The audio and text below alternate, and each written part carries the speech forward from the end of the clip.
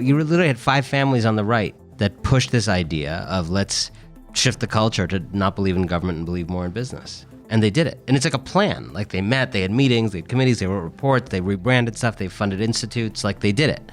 And then the rest of us, like idiots, are downstream being like, yeah, I guess government's not that effective. Like we are literally saying the thing they just paid for us all to be saying, thinking we're feeling original thoughts. So I'm trying to move the Overton window on this conversation. I actually don't accept the premise that government is a place of ineffectiveness and the private sector is full of dynamism. What's the evidence? Hello and welcome to Big Tech, a podcast about technology's impact on democracy, the economy, and society. I'm David Skok. And I'm Taylor Owen. Today, we're talking to Anand Giridharadas. Anand is someone who you wouldn't necessarily expect to show up in a podcast about big tech, but we brought him in because some of the issues he's covering on the high level really do impact the way technology is used in our society and the way governments approach technology. Yeah, that's right. And a central tension that Anand brings out is this disconnect between the rising power and influence of the technology platforms that we've been talking a lot about on this show and the traditional mandates of governments. It used to be that we relied on democratic institutions and democratic governments to solve a lot of these social problems, to do these big things. But what Anand's pointing out is that increasingly we are devolving this responsibility to a small number of companies and billionaires that lead them.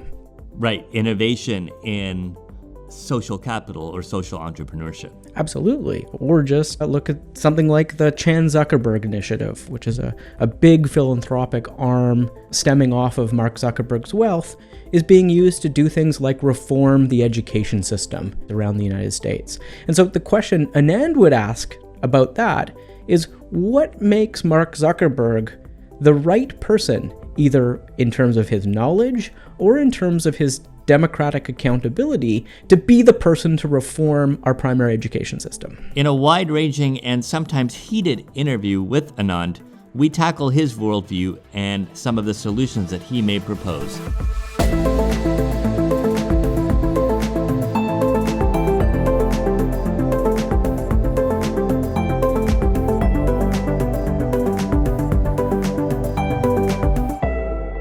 I want to welcome New York Times bestselling author Anand Giridharadas to the show. Anand is editor-at-large at Time magazine and a political analyst for NBC News. And today, we're going to be speaking about his latest book, Winners Take All, The Elite Charade of Changing the World.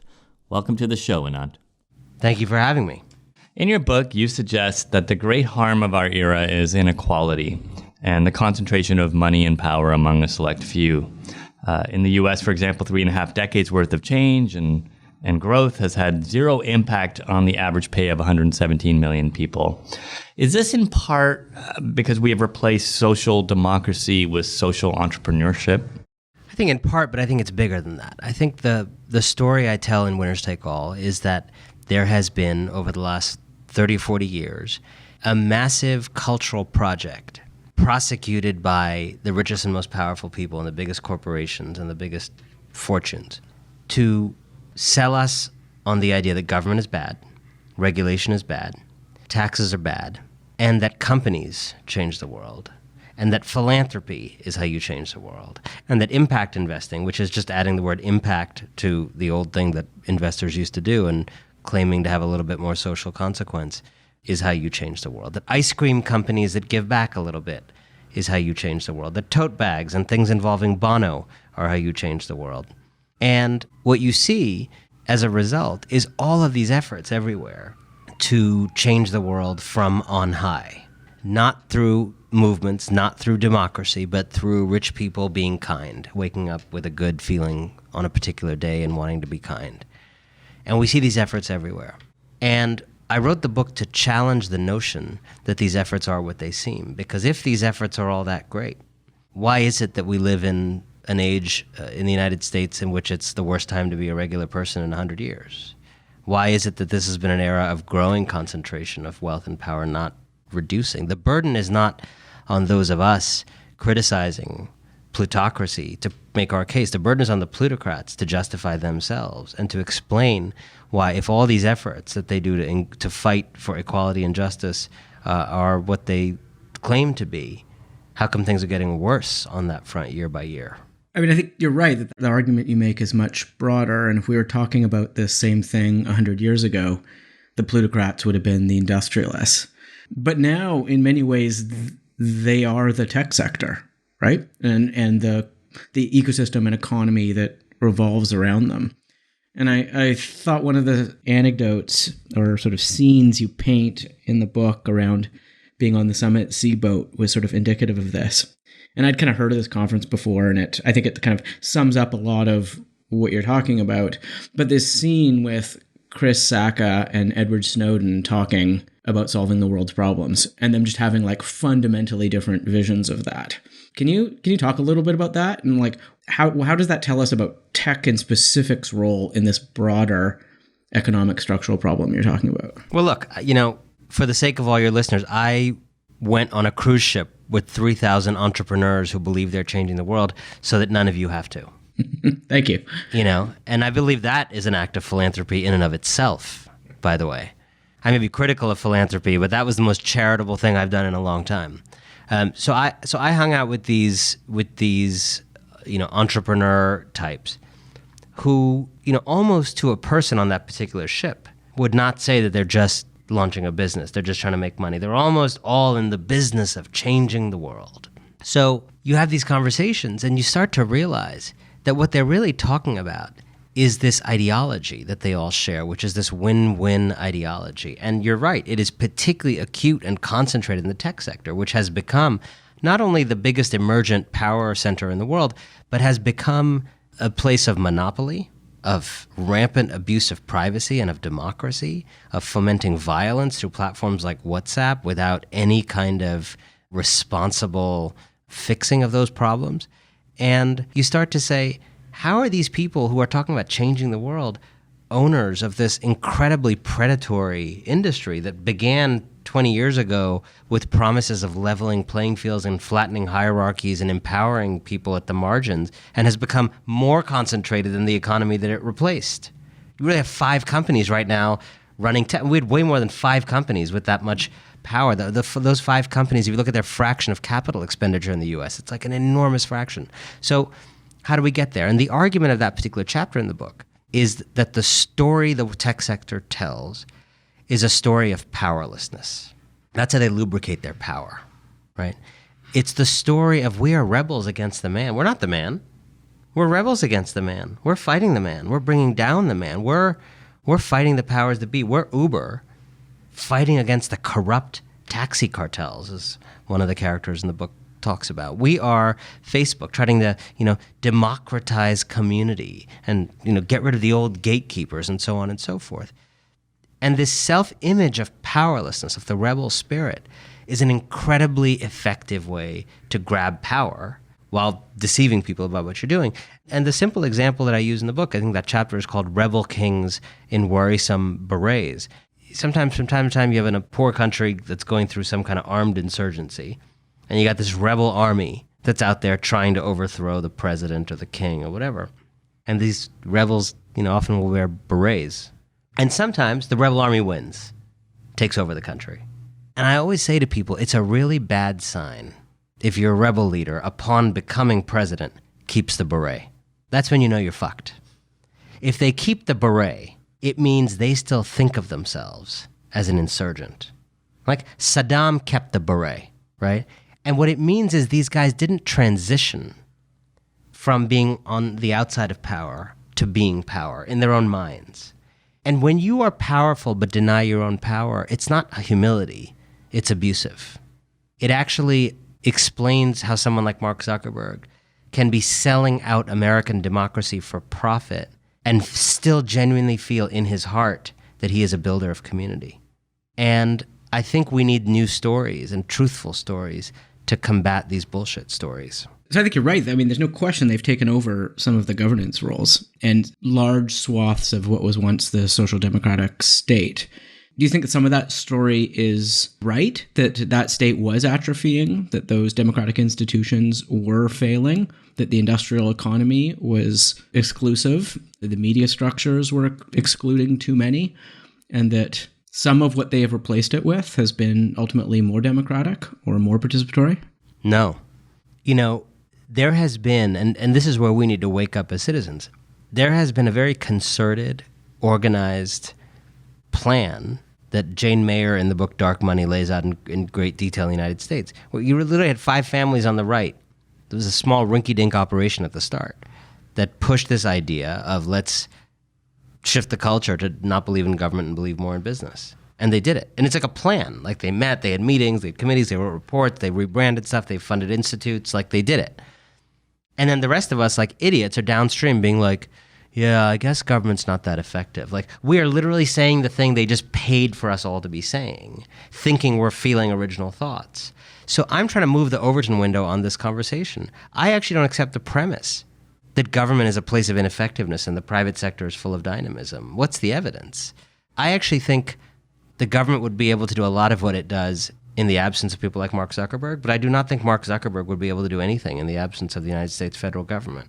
So if all these people are so hostile to government, how come they never start their... There's a lot of countries in the world that do not have effective, capable government. Maybe more countries than have it, right? If you really like an open environment, how come none of these Silicon Valley people start their company in Somalia? I'm sure the government in Somalia would leave you alone to a great extent. I'm not sure they have the capacity to regulate you in the way that we annoyingly regulate you in some of these Western countries. If it's so annoying to you, how come you never incorporate there? That's kind of interesting, isn't it? All these banks that say this regulation is not good. So interesting. There's a bunch of countries that don't do meddlesome banking regulation.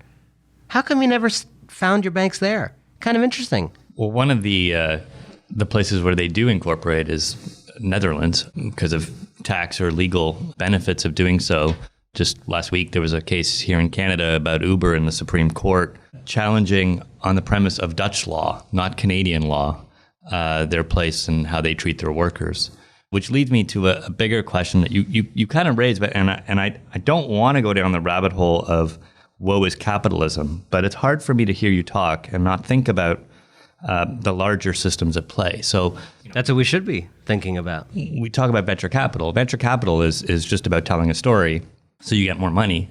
As someone who's raised money recently, I can tell you that it's all about what is the story that you're going to tell that sounds compelling so you can get more capital. Well, that capital, those venture capital firms have they're beholden to their own pension funds or whomever else, institutional investors that have put money in on their behalf. And so when we think about the tech companies and the role of Chris Sacca or even Mark Zuckerberg, are they not just small peas in a much larger game here that is, the BlackRocks of the world and the CPPIBs of the world? Yeah, I mean, I don't think Winners Take All is a book about individuals. I think it's a book about a system, and it tells the stories of individuals to try to illustrate and illuminate a system. But you're right, the system is market fundamentalism, which is, in addition to being a structural system, is a belief system. I have friends who, are in the dating market, and they use the term the dating market. I have friends who use words like optimization to describe their experience of dating. Business has become, in many of our worlds, our culture, right? It's become our common language. It's become our way of seeing the world, which is separate and apart from saying there's the distribution of resources is off, which is true. But what's making all of this possible is a bad culture, a culture that has, I was walking through an airport the other day. I'm just looking at all these restaurants in the airport, and they're all just so ugly. These restaurants and the chairs, and it's just like, and this is really particularly true in America, where everything in this restaurant has been optimized. The question driving this was never, what would the most beautiful version of this restaurant concept look like, right? It's not, none of those restaurants are owned by a single person owning a single restaurant. They're all probably owned by private equity companies that are owned by, and you can just see that you have an entire landscape now where the only question asked is how to maximize profitability. I am not suggesting that that's a question that we should ban from our society. I'm suggesting it's not the only question that should drive our society. You worked at McKinsey. McKinsey is a place that does think of itself, it's had some rougher press stories of late, but overall it sees itself as a good in the world. How do you reconcile the way that McKinsey thinks about itself in the world versus the optimization projects that you were, I assume, a part of? Well, my own experience of it was pretty negative. and was an awakening to me in how easy it is to sell people a story that is not based in reality. I think a lot of people are overpaying for their advice, and they're getting a certain kind of advice that's disguised as being, sage and truthful, but comes from a particular way of looking at the world that's not inevitable. And the problem is not just the advice that they give their clients, but that the McKinsey way of looking at life has really spread. So now in nonprofits and in academia and in journalism and all these other worlds, there's a pressure to think in that way. Whereas, in fact, what actually needs to happen is you need the way people think in academia and journalism and nonprofits and medicine to actually colonize the business world. In fact, the colonization is happening the wrong way. And one of the things that I found is that in McKinsey in particular, there was this construction of authority that you learn to do as like a 21 or 22-year-old when you really literally know nothing. But if you can just learn to talk in a certain way and construct authority for what you may privately be profoundly unknowledgeable or even insecure about. Knew that because I saw people myself, others. But if you can just learn to perform the authority, you can really help push society in this like very different way. If you can perform authority, you can get that company to do 50,000 layoffs and justify it as, being wise and sage and the sober thing to do. And I think we just need new frameworks, and we need the frameworks of the business world to have less power over life in other domains and the frameworks of other domains to actually inform how business is done.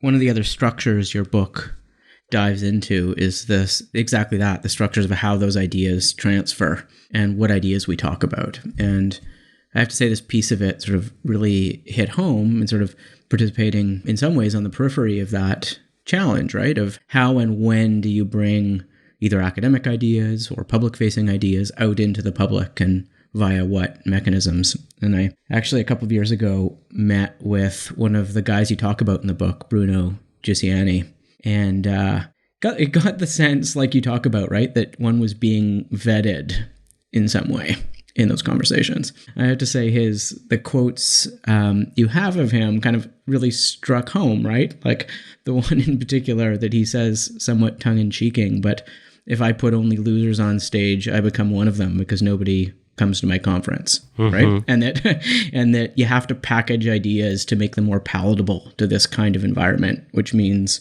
cutting moral corners in some of your convictions, right? So here's a guy who is the gatekeeper to the biggest ideas stage in the world, which makes people's careers, right, in real ways, and is doing it through a lens that I think you say is sort of representative of this structural problem. Can you talk a little bit about that and how you see that as contributing to this broader challenge? Yeah, I mean, I think that chapter is called The Thought Leader and the Critic. And what I try to get at in that part of the book, I mean, much of the book is about the structures and cultural ideas that uphold this age of inequality and plutocracy. But I think an important component of the story that I wanted to put in there and is in that chapter is the notion that if you have, as I believe we do, a lot of fundamentally decent human beings at the top of these systems and structures upholding a profoundly indecent system. These are not people getting together to talk about how to screw the workers of the world. These are people who, through their blindness and through the belief, adherence to faulty religion, end up having that outcome, despite, I think, having good intentions. The question then becomes, how do decent people uphold an indecent system? And the answer is when they have easily available, widely believed bullshit to help them guide their actions, right? So if it comes to be believed that women can be empowered through lean in and raising their hand as opposed to structural change, that's a fraudulent bullshit claim that has no basis in reality. But if we can make that available and widely believed in the culture, then it may reduce the pressure to do universal daycare. If it can be widely believed in the culture that, just doing a little more testing for minority kids in schools will fix educational equity, we actually don't have to give people equal schools instead of allocating public school funding depending on how nice your mommy or daddy's house is, which is what we do in America. We're able to do it in a way that doesn't require structural change, which is nice for rich people. So what starts to happen is there starts to be a demand for thinkers to supply the justifications for change light, for plutocracy, for not doing the structural change, for doing the lighter approach. And so there's this temptation that comes in to, if you are a thinker thinking critical thoughts on patriarchy or on white supremacy or any of these other social challenges, to change the way you talk, to change things, to make them, to basically sound the opposite of how I might sound right now, to make things not blamey, not about structural fixes, not going after anybody, not saying anything negative, just talking about positive solutions. If you're willing to do that and sound like that, the plutocracy opens its doors to you. And the plutocracy now owns a lot of the great intellectual stages, right? As newspapers have declined, as academia has become more precarious, less tenure jobs, more adjunct jobs, a lot of the traditional platforms for supporting yourself as a thinker have withered. And so now what is left is TED can make your career, the Aspen Ideas Festival can put you in those networks, Davos can give you a moment, and so on and so forth. And the plutocrats control those spaces, and they can kind of decide, like, I'm not going to get invited to Davos, right? Are you sure? Yeah, I'm pretty sure. So I guess what I'm kind of getting at is, how do you reconcile the idea that these arguments that you're making, the very same people who you're trying to reach or who have had this platform are they inviting you, or are they not inviting you at the dinner table to have these conversations with them? Are you now one of their shining lights to say, see, we are listening, we do get it? They're not who I'm trying to convert. I'm trying to convert regular people to take power back from plutocrats. My work, I mean, if I wanted to reach plutocrats, I could just write them letters. There's not that many of them. You don't write something in Time Magazine because you want to reach plutocrats. You write something in Time Magazine because you want to reach 2 million middle-class people in the United States.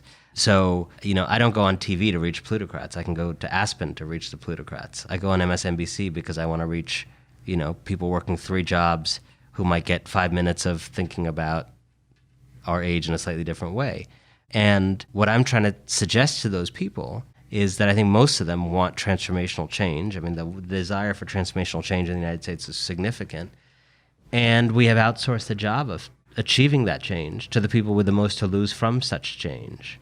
And that has doomed this project from the start. So I'm trying to convince people to take power back. That said, in all these power transitions in history, there's always a role for a certain minority of people within a bad power structure to recognize it's bad and contribute, right? There were people in the slave economy, white people, who benefited from it. There was a minority of them who realized it was wrong and in some way assisted the struggle. I don't think we should ever outsource the job of dismantling that structure to those people. We should always welcome the help. Everybody who talked to me for my book, who's in a lot of these worlds, it was not necessarily the most sensible thing to do. You don't know what I'm going to write. I think they all understood that. They knew the perspective I was coming from. I'd given a speech about it that was public.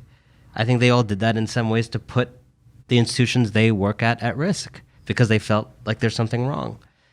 Mark Benioff and I have discussions about this. We disagree on a lot of it. We agree on more of it than not. He's now someone who advocates, a billionaire who advocates for higher taxes, which is something most billionaires do not do. I think he's gone on a journey and he's now says things like that and doesn't only say business is the greatest platform for change, which is, I know, something he believes that I do not believe, but he's added to that litany, we got to raise taxes on people like me. So that's good. That's positive change. But I don't think Mark is going to lead us there the way I don't think I'm going to lead us there. I think popular movements are going to lead us there. How are popular movements going to emerge when you have this confluence of the plutocracy or the corporate powers also controlling the distribution mechanisms or the mediums for collective action? Well, I mean, I think that's true, but I also don't think it's inevitable. The reality is, look at the tools of the internet. Yes, they are absolutely right now. The way we use the internet in terms of civic action, Gia Tolentino writes about this in her new book, Trick Mirror, which is an excellent book. A lot of us have confused clicking for joining, and we just spend our days hovering on Twitter or Instagram or whatever, and we feel like we're being civically active. We feel it simulates the emotional loop of being involved, but we're actually not involved. We're spending time on an advertising company's platform whose revenue is essentially being used to polarize us further, so you're making things worse. But it's not the inevitable and only use of those tools, right? Facebook or Instagram or Twitter could also be used to facilitate a new era of joining in our societies. And those are very powerful tools to do that. They're not used that much as much in that way as they should be. I always say to people, I'm on, without really even signing up for things, I'm on a bunch of like political mailing lists. I'm on Donald Trump's, campaign mailing list, and I'm on a bunch of Democratic Party campaign mailing lists. I get all these emails, donate $5, donate $5. Trump said this terrible thing, donate $3. Trump did this horrible thing, donate $2. I am not sure, and I'm on the local Brooklyn Democratic Party list, and I'm on the national. I'm not sure I've gotten one email from the Democratic Party at any level since Trump took over saying, you know what, today was a hard day when he railed against Muslims. Or, you know what, today was a hard day with these stories on the border. Let's meet in Fort Greene Park at 5 p.m. Bring music, bring songs, bring food to share, and let's commune. I have never been invited anywhere at a specific time to get together with other people using the tool of the internet. All I've been asked to do is to chip in $3 and shut up, right? So we are using these tools in impoverished ways. Why is the Democratic Party of Brooklyn not getting 5,000 people together in Fort Greene Park every week of the Trump presidency in a show of solidarity against Donald Trump's values? How come that's not happening every week? Why? It's not the fault of the technology. I can't blame Mark Zuckerberg for that. People are not imaginatively choosing to do that. There's this whole thing about, do you go online to stay online or do you go online to get offline? And I think we need to start using these tools to go online to get offline. I mean, I don't want to leave this conversation about this ideas and structures of media without going back to this TED example one more time, because I think you rightfully point out that there's certain types of ideas that are preferenced, but I think you describe sort of another layer of that, which partly through the story of Amy Cuddy, which I found just fascinating, right? Not because she's in any way ill-intended in any of this, but because the very way she focused her message, right, to be on the type of solution that does not address or need to address the structural dynamics behind it, right? That we can solve problems of feminism in the workplace or gender in the workplace with posture, is something that intrinsically supports the structures that fund and benefit from these types of conferences. Is that right? That it's not just about them choosing and the people who choose these speakers choosing ideas that they think are going to be palatable, but it's actually about them, the entire academic system shaping itself to provide these kinds of bits of information that then justify this larger system. And I think someone calls it pinkerism in the book. But is that right? This is much deeper, I think, and we're worrying about how we think about knowledge production and dissemination, certainly in academics. Yeah, Amy used this phrase that I think is very interesting. She said, I believe both in, when it comes to these exclusions, whether it's of women or other groups, I believe, she said, in a walls down and ladder up approach. In other words, when you got a wall excluding women from certain opportunities, one approach is to build a ladder so women can climb over that wall. And that's kind of maybe a more makeshift or short-term or immediate thing you can do right now. And then, wall down is like getting rid of that barrier, right? Which will help way more women and will solve the problem structurally. And Amy clearly believes in both. And a lot of her early work, as I recount, was wall down work, not ladder up work. But when she came up with one piece of work that was kind of more ladder up than wall down, what was really interesting was how this world of the plutocrats glommed onto her and was like, yeah, that. I didn't know this. For someone who's become so famous, she had never given one talk outside of academia until her Power Post talk. Think about that. That's insane. And she'd been doing that for a long time, coming and had top papers in the field. Never once invited to come out of the walls until she had a ladder up theory instead of a wall down theory. And I think she struggled with it and resisted it and gave into it and challenged it more than many people. But for a lot of people, it's like, all right, I'll stop with the wall down stuff if there's no demand for that. I'll just do ladder up. And the question I try to raise in the book is, what is the cumulative effect over time of hundreds and thousands of people making similar calculations, and of academic departments having such calculations filter in, and of economists deciding, my proposal for an institute for wealth taxation is never going to get funded, but my proposal for an institute of social enterprise, even though it may not really be that effective, is going to get funded, so let me do that. What's the net effect on our discourse and our culture and on these systems and structures when each of these choices kind of bends in that more plutophilic direction? If we go a bit political, not election, although we can talk about that, I'm sure, but I was particularly struck in watching the Prop C discussion for homelessness in San Francisco last year and how you had different tech leaders rallying on different sides of this. Was there anything that you learned from that process or that you were actually inspired by in that process, watching the industry and this community in and of itself kind of wrestle with it? I wrote a piece for The New Yorker about the billionaire bros beef between Mark Benioff and Jack Dorsey. And it was very interesting because, they really were at loggerheads over this proposal to raise taxes on some of the biggest companies in San Francisco in order to, in a dedicated way, fund initiatives for the homeless. And the argument was like this. The mayor of San Francisco, Londonberry, the new mayor at the time, opposed this because she feared, it was kind of an unusual argument, she feared all this money coming in before they had a plan for how to spend it was going to overwhelm the city. And she felt it was better to have a plan first before you raise his money. And so Jack claimed that, he was deferring to the mayor, deferring to a democratically elected person and not wanting to supersede that. But of course, he was also therefore opposing a tax that would have cost him a bunch of money. Mark Benioff took the view that this homelessness thing is abhorrent and we should raise taxes on companies like his, which I thought was an interesting and important stand, but he violated a kind of different value, which is that he therefore spent a lot of his own money on political advocacy, trying to influence the election in that way, which is problematic in its own right and maybe anti-democratic in its own right, to achieve something that he felt was more humane. And so it was an interesting collision between kind of different views. I mean, yes, should you raise taxes? That's good. But should you defer to democratically elected officials? That's good. And it kind of pitted all of that against each other. They ended up passing it. I think it's tied up in court now, but it's a lot of money that they've raised that's tied up in court. And I remember having occasional chats with Mark during this process. For him, just like this awakening of realizing that it is actually not the same to raise $100 million from rich people to solve that problem and to raise $100 million in taxes. This is something a lot of rich people don't understand until they get into the weeds of this.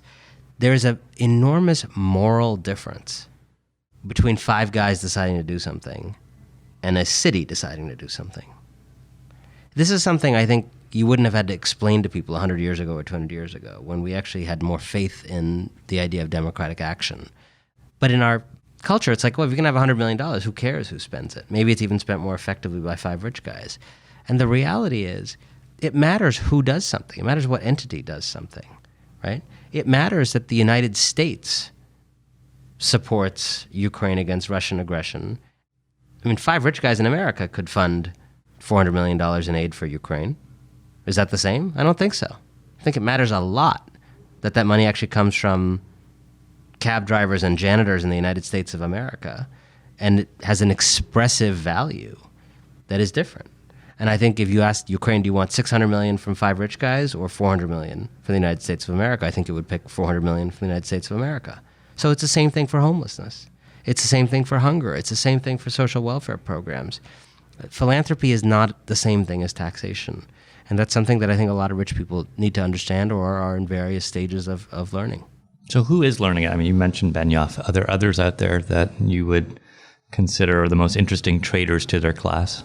You have a wave of folks who are really raising the ultimate taboo, which is advocating for a wealth tax, right? Abigail Disney, there was a letter that Abigail signed that involved, I think, a member of the Pritzker family, some others. That's, I think, where the frontier of this conversation among rich people is.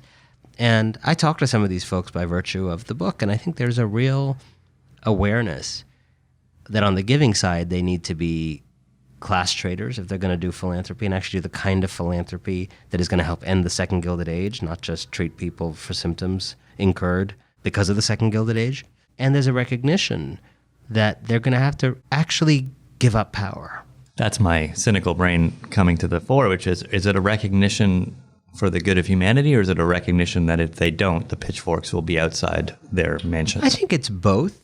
I think the pitchforks thing is a nice rhetorical thing. I mean, I just don't think that's like actually what's motivating. I think it's motivating some people maybe, but the form the pitchforks take is not actual pitchforks. It's going to be just like rising resentment and chaos. And I think Donald Trump has been very radicalizing for a lot of people. Like the form the pitchforks take is Donald Trump. It's not linear. It's not like someone's going to come to your house and stab you. It's more just like, I think a lot of people, I mean, Lloyd Blankfein, the former CEO of Goldman Sachs, who I don't agree with probably on anything, but he said the other day, would I pay a few more taxes to live in like a less mean, chaotic society? Yes, I would. I'm not sure if he's really going to push for that, but he's on the right track. Like, it's not fun to live in a society that is so polarized, so angry, so full of scapegoating. And that's the kind of society you have when there's this kind of scarcity. And so I think there's a case to be made that these societies are more fun to live in when most people are provided the rudiments of a dignified, decent life. The wealth tax is one thing, and kind of broader economic structures are critical. But I sometimes wonder if the way platforms are stepping into this space, like Facebook's oversight board, for example, right? Trying to find their own way of governing speech for everybody in America and everybody, frankly, around the world. If that's not in part because governments have not stepped into that space, and if it abdicated their responsibility to govern the digital public sphere, for example, in the case of the oversight board. So do you think beyond the antitrust movement that we're starting to see, the wealth tax movement that get at the economic structures, there's actually a broader range of things governments need to do to actually govern the digital economy in this part of our lives? I think the biggest issue is the imbalance of power, particularly with regard to tech. It just has way too much power relative to users and way too much power relative to the state. If you look at the banking industry, which is a very powerful industry, the other big kind of leg of the American economy, it is a heavily regulated industry. And by the way, it still makes a ton of money, but we are protected from its depredations in all kinds of ways. It's not perfect, but imagine what the world would be like if there wasn't that infrastructure. And there's basically none of that infrastructure for tech. So I'm glad that there's thousands of pages of regulations protecting my car insurance loan. I mean, thank you.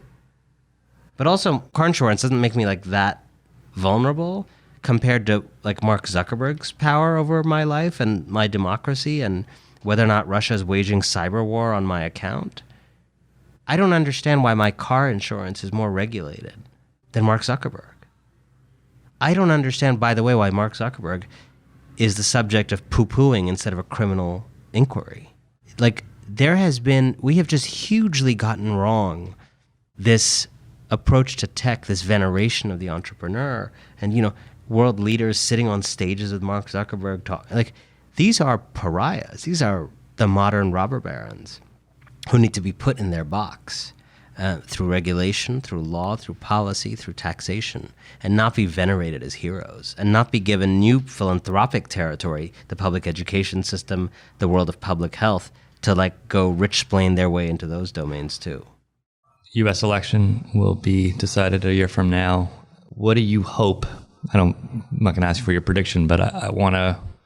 What do you hope the discourse will be, and what issues do you hope will come up and surface in this campaign that will move along some of these important issues that you've raised? I love this campaign. I couldn't believe in this. This Democratic primary is fantastic. A lot of people are tired of it, exhausted of it, don't like the sniping, don't like the number of I think it's a fantastic primary.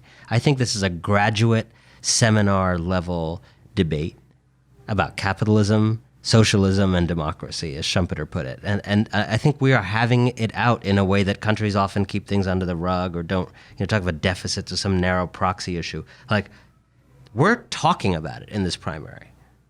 We are talking about, are you a capitalist or you're not? We got diversity on that question in this primary. We're talking about, is big structural change more electric, more necessary in general, and more electric to people in Wisconsin and Michigan and Pennsylvania who are important in this election, or being moderate and careful and cautious and tweaking, right? We're talking about whether McKinsey as a background is a boon or a problem. We're talking about whether Joe Biden's theory that you can lift people up down below without fundamentally changing anything for people on top is plausible, or whether, as I believe, you can't change things for people down below in America without displacing the people standing on their necks. We are having this debate in a way that I think feels fulsome, feels exciting, feels like a real contest. And it's a bigger, broader, messier, more consequential contest of ideas than I think we usually have in a presidential primary. We'll be talking about it, and we're still talking about your book. Thank you for taking the time to write it and for joining us today. Thank you for having me. Anand Giridharadas, thanks so much for your time. Thank you. Anand is a Time editor-at-large, a political analyst for NBC News, and the best-selling author of Winners Take All, the elite charade of changing the world. He joined us in Toronto. Let us know what you thought about this episode by using the hashtag BigTechPodcast on Twitter. I'm Taylor Owen, CG Senior Fellow and Professor at the Max Bell School of Public Policy at McGill. And I'm David Skok, Editor-in-Chief of The Logic. Thanks for listening. The Big Tech Podcast is a partnership between the Center for International Governance Innovation, CG, and The Logic. CG is a Canadian nonpartisan think tank focused on international governance, economy, and law. The Logic is an award-winning digital publication reporting on the innovation economy. Big Tech is produced and edited by Trevor Hunsberger, and Kate Rosewell is our story producer. Visit bigtechpodcast.com for more information about the show.